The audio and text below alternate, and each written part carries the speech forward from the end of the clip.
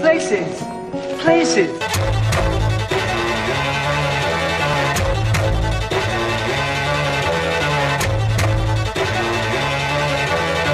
Did you hear that? Heck yeah!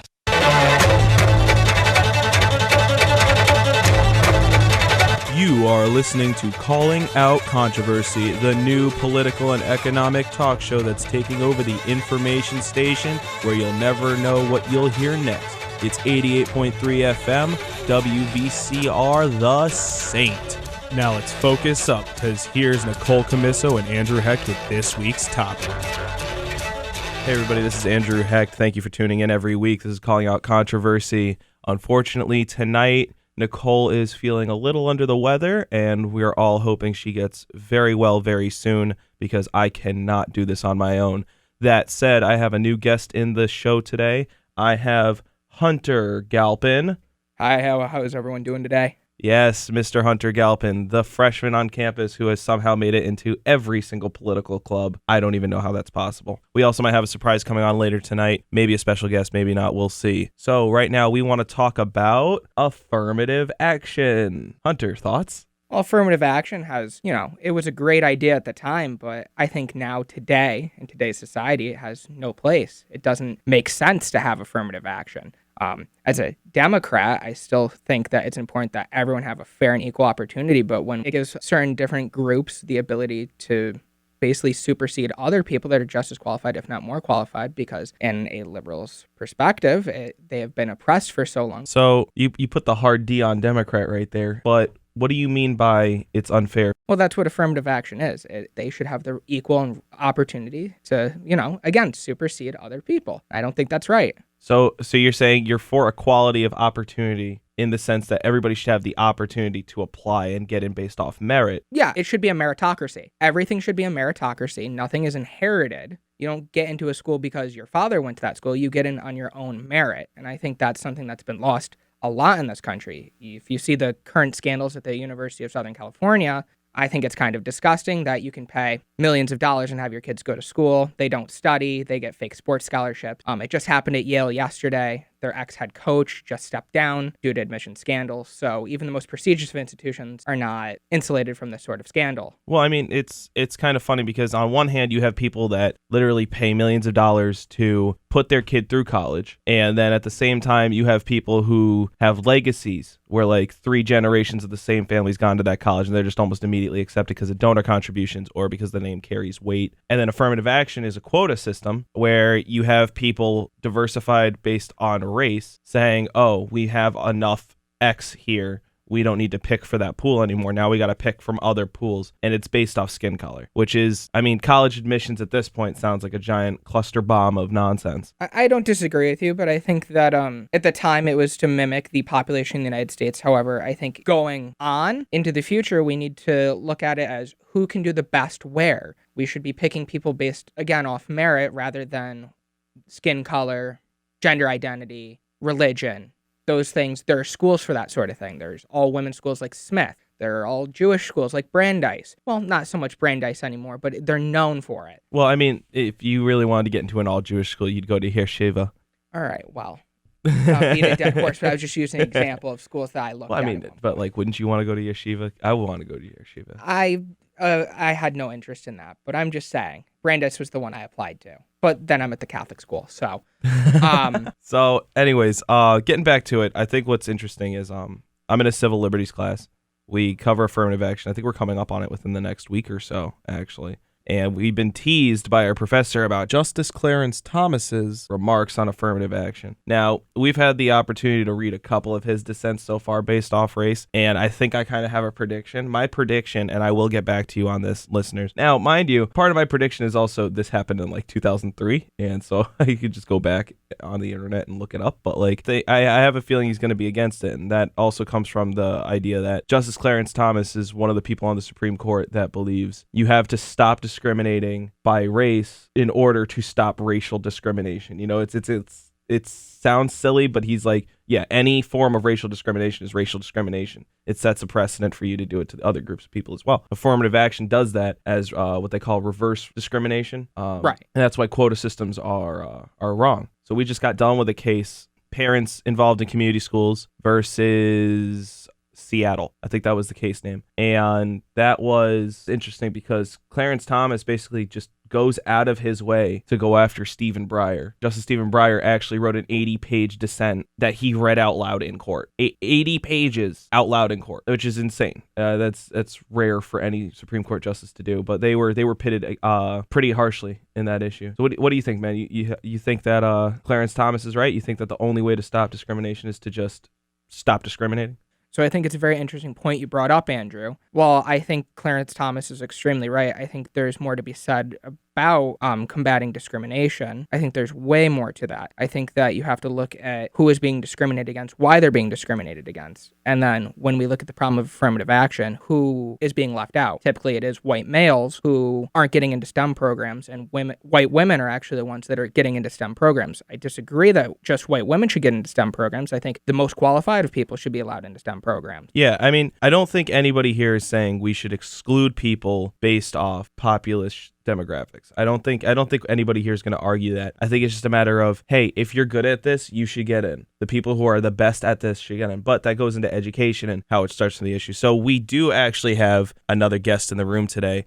We have one Mr. Peter Potter. Mr. Peter Potter is a classmate of mine from the Civil Liberties class where we discussed this topic. He's also a pre-law student looking forward to law school. Is that right, Peter? Happy to be here today. Yep. Excited to discuss some topics. Definitely some interesting points we can bring up. Yeah, so you've been listening in for a little bit. What do you think so far? Well, I think one of the most important things that we need to realize is why is discrimination based off race right now? So we're taking a look at affirmative action programs, and we're seeing, okay, schools breaking down by race. Okay, well, that's great. That's great that you're having all the races represented. What about gender? I mean, why don't we, if we want to make sure that the races are equally distributed among how they are in the population, why don't we do that based on gender? Why don't we do that based on wealth? I mean, why is it fair for only the 1%, as the left would say, to go and get a high-quality education? Why don't we have schools make sure to take students from all wealth categories, from very, very poor to very, very rich? Let's make sure to diversify that as much as possible. I mean, I think you're right there. I think it's an interesting point because it really is race is the only one that we decide, oh, we need X amount of this race or we need X amount of that race, we need X amount of this, boys and girls, like whatever. It's not like college is trying to do a 50-50 split female to male. Especially like even at Siena. Siena's like what, to 2-to-1 female to male ratio? 3-to-2 ratio. 3-to-2, so 3 females for every male, or for every 2 males? Yeah. Yeah.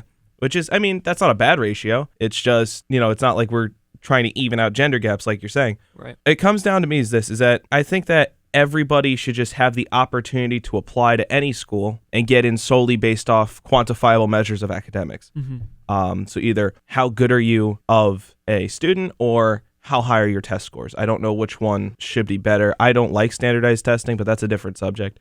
The problem with education and affirmative action is that education is flawed across the board, from how much it costs to what's being taught to jobs post-education. Like the school you go to has a direct influence on what job you can get. Not so much the grades, though. GPAs only matter while you're in here. Once you get that first job, it's really up to you. But because of the name that your school carries, that matters more than anything. So education kind of has like negative incentives all around its institution. And I think that plays into part of the problem because while affirmative action is a good idea when it comes to getting equal outcomes, it's not good for equal opportunity because you're dismissing other people's merits. Well, and then besides that, you look at today's left and how most of them, or a vast majority of them, look for free college education. If we're sitting here at this table today, and I'm sure a lot of the listeners would agree too, that a lot of your college education is based off of the name, where you went, what kind of connections you can make at that institution. Correct. So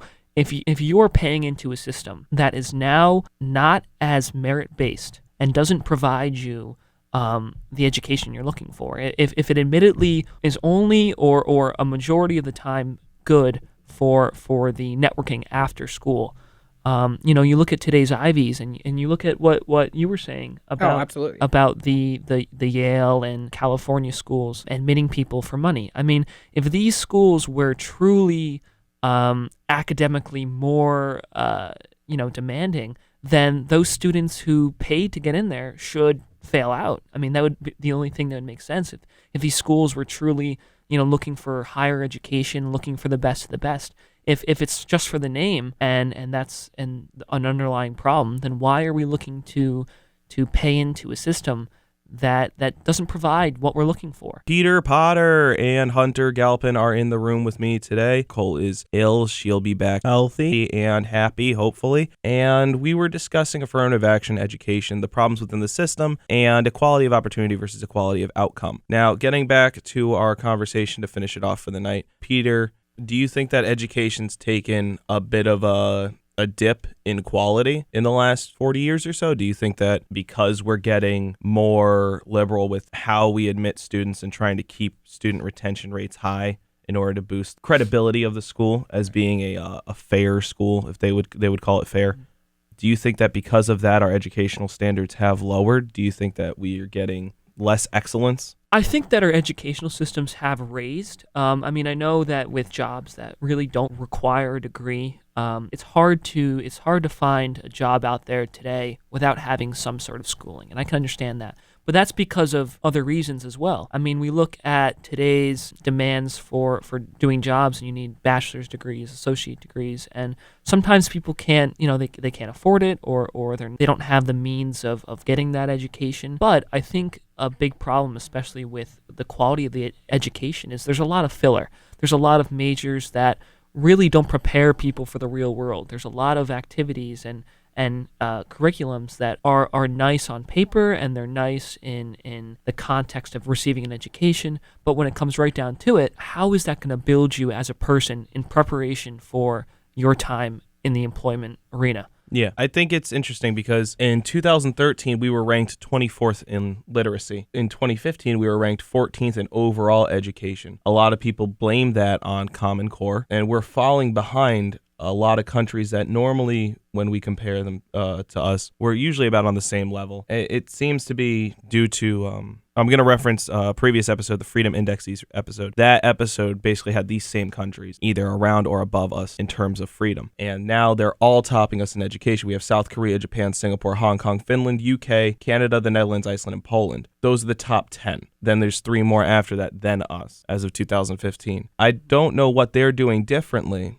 but it seems as if those countries are just killing us in education. They're beating us by milestones. And people still come here for universities, but I'm worried that because we're trying too hard to be all-inclusive and we're not just giving people the freedom to choose whatever they want, that it's costing us a quality of education trying to retain those diversity quotas. If you could actually go back to that list of countries, could we look at the size of those countries as well as That's a good point. How they do their educational system? So I can see from here, number 10 is what? Finland? Poland. Oh, Poland. What else is on there? Ireland, Netherlands, Canada, UK, Finland is number 5. Hong Kong, Singapore, Japan, South Korea. On those list of countries, most of those schools, the teachers are paid significantly more. So there's more incentivized for people who want to be teachers to go be teachers in those countries. In this country, teachers are paid significantly less, which doesn't incentivize becoming a teacher. I wanted to become not a professor, but a high school history teacher for a fairly long time. And now I'm being pushed to do something in the field because becoming a teacher isn't profitable. I mean, it has its merits and you get to educate the next generation of students and learners and educators, but you're not doing anything else besides that. There's merit, but there's no worth to it. In other countries, education's one of their top priorities. I think we have to look at our priorities as a country. Also, when you look at those countries too, their college is also free for the most part. Yeah. I don't know about all the situations, but I also know that not only is their college free, their size and their demographics are much different. They're more homogenous. I'm really glad you brought up the word homogenous because honestly, I was doing a midterm in one of my economics classes, and we're talking about Sweden, and I was like, Sweden is 80 some odd percent white Christian, as opposed to America, which has no racial or religious demographic majority. If you take all of the races together, there's nobody who's in the overwhelming majority where they dominate over every other race together. In Sweden, you have literally 80 some odd percent, all basically the same in terms of demographic makeup, which is why demographics are bad, because calling everybody the same is not nice. But at the same time, if you only go by characteristics, it allows you to say something like that. But I'm glad you brought up homogeny because that's definitely a contributor. You don't have affirmative action in places that are homogenous, right? Oh, absolutely. Yeah, so I think it's also important to clarify that while we're looking at the different literacy rates and different education rates in different countries, it's easy to just compare it on a numbers basis, but you have to take a look at how they're educating their populace. So when we fly over to Europe and look at how their primary education system works, completely different from middle school. When students go into high school in a lot of European countries, they have to choose at the age of 12, 13, 14, do I want to do business, law, music, or what? And once you choose that school, you are in these classes, into something that you're interested in, learning things that you chose. If you want to change your route and go to a different school for high school, you have to start all the way back over again. So a big issue, or maybe it's not an issue, is that a lot of these European kids that are in the school system have to grow up a lot faster. They have to make choices about what they want to do when they grow up a lot sooner than we do. Yeah, Japan's Exactly. exactly good example. Exactly. They have their whole structure is different where they don't have janitors. They have kids maintained in classroom. They teach them hard work and responsibility from a very young age. They stay in one room instead of trying to get a bell somewhere. They stay there and they are responsible for the maintenance of that facility. Mm-hmm. They also have full year-round schooling. It starts in April, and they only have 3 or 4 3-week-long breaks, as opposed to us who are in school for 9 months straight and then out for 3 months. I think that honestly, the Japanese model is so much better. It might not be the popular opinion, but that's how I run college because I take summer classes. So I give myself 2-3 weeks, keep my education going, 2-3 weeks, fall hits. Then winter break is a week and a half. And I think I've learned better that way than I did sitting in a school for 9 straight months. So honestly, I think that the Japanese model is something we can learn from. And yes, I agree that obviously it's how you educate your populace. That would matter, especially in literacy rates. What do you guys think, though, about the idea that America is like super special, awesome number one if we're behind in education? You know, what are your thoughts on the pride and confidence that Americans have as the greatest country in the world when we're behind on education? Previously, we discussed we're behind on freedom. What's your thoughts on that? Well, if we're behind in education, what's next? What else are we going to be behind in? I think another big reason for So another big reason for the increasing costs of school and frankly the reason why a lot of people can't afford the education is because, in my opinion, at least from what I've been researching, is that Uncle Sam takes half the bill. If you want to go to a college that's $40,000 that frankly you cannot afford, all you need to do is make a quick application and you'll have $20,000 in your bank account, ready to pay for college with an exorbitant interest rate that you frankly have no clue how much that's going to hurt after college. I just want to jump in because I actually have a Sallie Mae loan I. For college. I don't have an exorbitant interest rate. I actually have the lowest interest rate you can get, which is what? 5.74%. That's still an high. insane. It's still an insane. Yes, but I'm paying as I go, and I'm chipping away at the principal. So each month, my minimum payment. But what about people that can't? Well, I'm working 26 hours a week as a full-time student, so Yeah, so I think I have a bit of a bias of people that think they can't. well, it's a frame of mind. I'll counter you because I work 40 hours a week. Right. I'm a full-time student. I take 6 classes, and I also, because I'm older than the average student, I have a life that I'm building with another person. I have an apartment, so I have my car bills, I have my rent, I have my homeowner's insurance, I have all of the other bills that the average adult has. On top of that, I have previous loans from higher education, and I have my current tuition payments. And on top of that, if I don't pay down the interest, it accumulates. It's compound. So it's all I can do to keep it at the principal amount. I don't have the ability to chip away at that principal yet, even though I'm working double the amount of hours and taking the same amount of classes. It's quite hard. Now, if I were to have stayed on campus, the amount I would have had to pay per semester currently would have almost tripled. Well, and then we get into the point of whether or not the price you're paying is worth the price of admission. I mean, if earlier we just talked about how much of your college education is being able to network, being able to say that you went to a school with this name. Is it worth $20,000, $30,000, $40,000, $50,000 a year?